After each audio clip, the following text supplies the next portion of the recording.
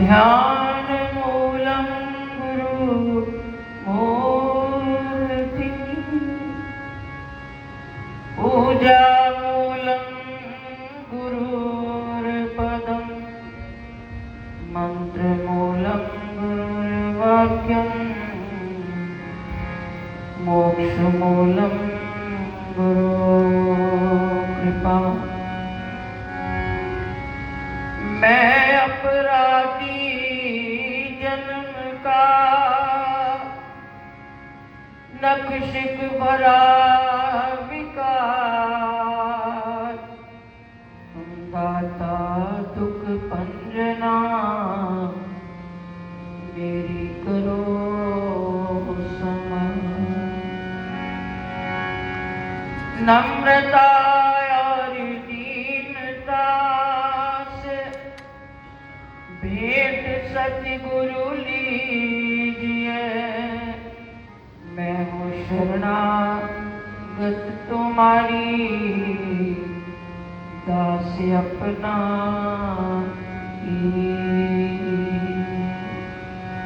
मैं हूँ शरणागत तुम्हारी, चरणों में रख ली। बोलो साचे दरबार की जय। श्री गुरु महाराज जी के पावन पवित्र चरणों में उपस्थित प्रभु प्रेमियों, आज गुरु चरणों में भाद्र मास का शुभारंभ करते हुए गुरु चरणों में अपनी हाजिरी लगाकर उनका आशीर्वाद हम सबको प्राप्त हो रहा है। जीवन की कुछ घड़ियां गुरु महाराज के नाम का गुणगान, उनका दर्शन दीदार करते हुए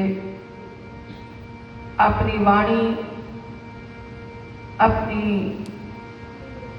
नजरों को, आंखों को, श्रवण इंद्री को पवित्र कर रही है। आओ सबसे पहले गुरबाणी के अंदर इन पंक्तियों का हम गायन और श्रवण करें।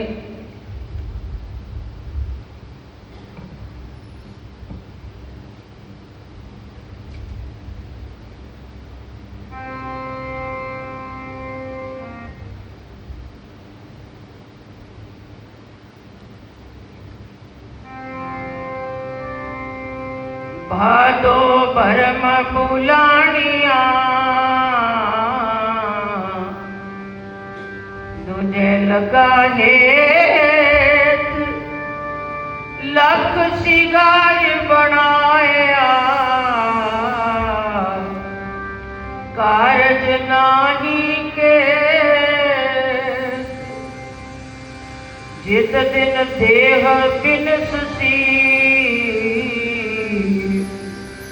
तित वेले कैसन प्रेत, पकड़ चलायन दूत यम किसे न देणी बेत। छड़ खड़ोते खिन में जिनस्यों लगा हेत, हाथ मरोड़े तन कपे स्याहो होया से। जेहा बीजे सोलुणे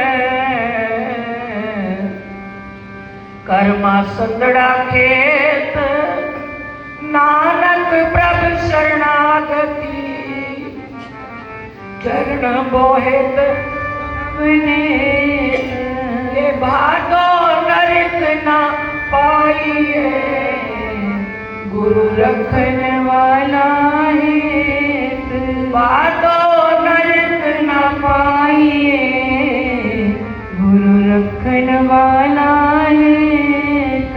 बोलिए श्री गुरु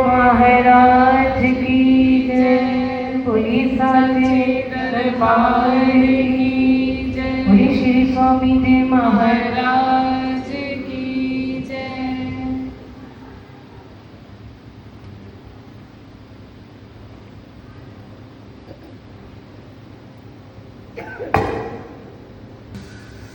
गुरु महाराज जी के पावन पवित्र चरणों में आज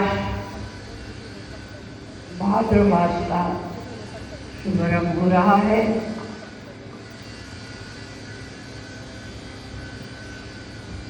गुरुवाणी की पावन पवित्र पंक्तियों का अर्थ भावार्थ आप सबको सरल भाषा में श्रवण करने को मिला,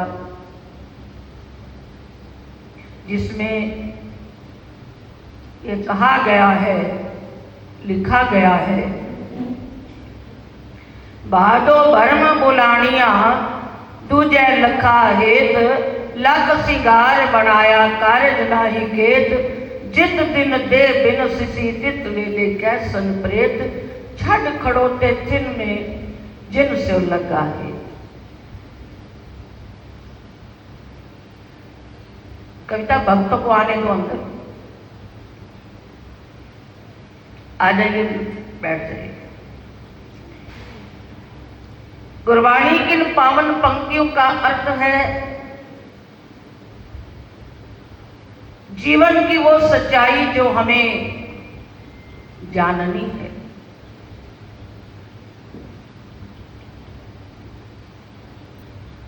क्या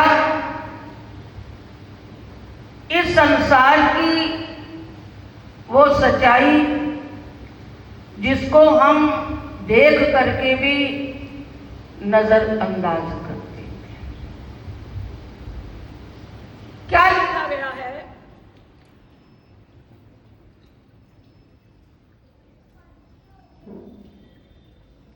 भादो भरम बुलानिया तुझे लगा हेत, लख सिंगार बनाया कारज नाही केत, जित दिन देह बिन सिसी तित वेले कैसन प्रेत, छड़ खड़ोते खिन में जिन सो लगा हेत। पकड़ चलाइन दूध यम किसे न देनी पेत, हाथ मरोड़े तन कपे स्याहो गोया से। इन पंक्तियों का अर्थ है जीवन की वो सच्चाई जो हम जानकर की भी अनजान है। एक दिन इस शरीर के साथ,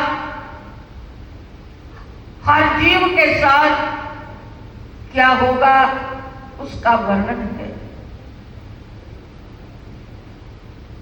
भादो भरम बुलानिया दूजे लगा हेत, लख सिंगार बनाया कारज नाही के।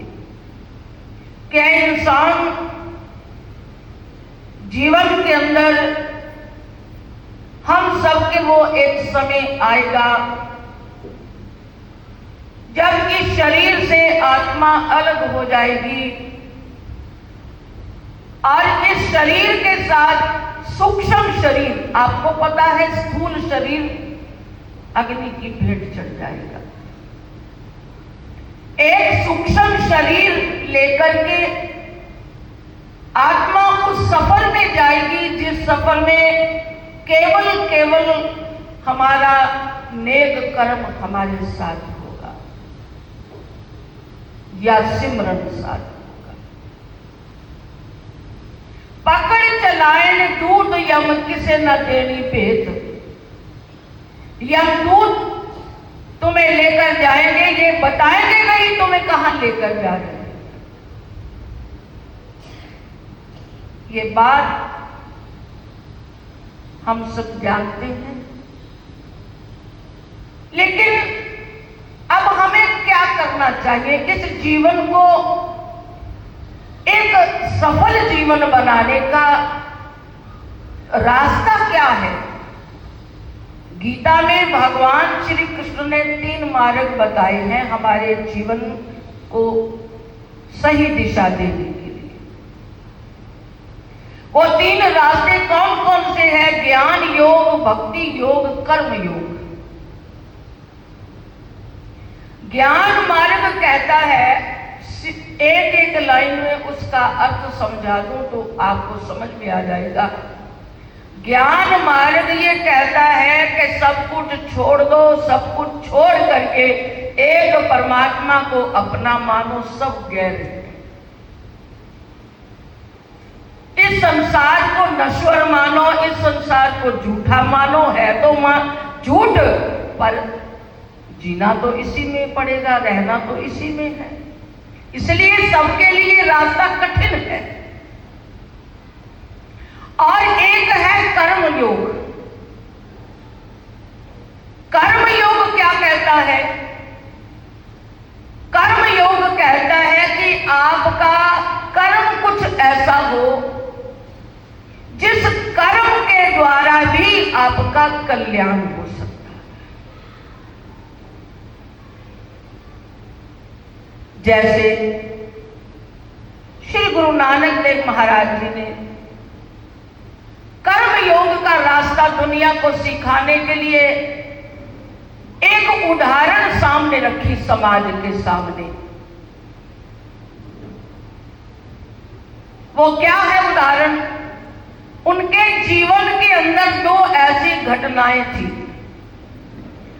एक तो है, उन्होंने मोदी खाने में अपने पिता की आज्ञा का पालन करते हुए नौकरी की, कामकाज किया, जो हर एक संसारी व्यक्ति काम, बिजनेस, व्यापार कुछ ना कुछ करता है।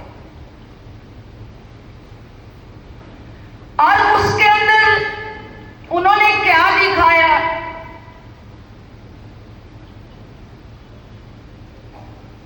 उन्होंने क्या दिखाया?